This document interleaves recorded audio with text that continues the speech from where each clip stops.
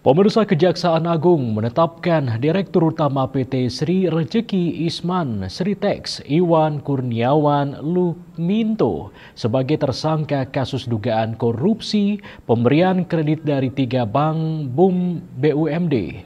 Penetapan tersangka dilakukan setelah penyidik menemukan bukti kuat keterlibatan Iwan dalam pengajuan kredit fiktif. Iwan diduga menandatangani dokumen permohonan dan perjanjian kredit bermasalah saat masih menjabat Wakil Dirut Sritex periode 2012-2023.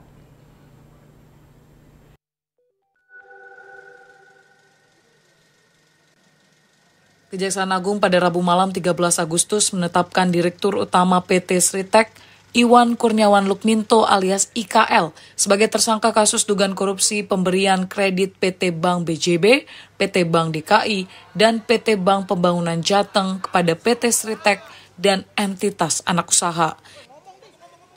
Dalam konferensi pers yang digelar di Gedung Kejagung, Jakarta, Rabu malam 13 Agustus, Direktur Penyidikan pada Jaksa Agung Muda Bidang Tindak Pidana Khusus, Jampitsus Kejagung Nur Cahyo Jangkung Madio mengatakan IKL terlibat menandatangani surat permohonan kredit modal kerja dan investasi ke Bank Jateng.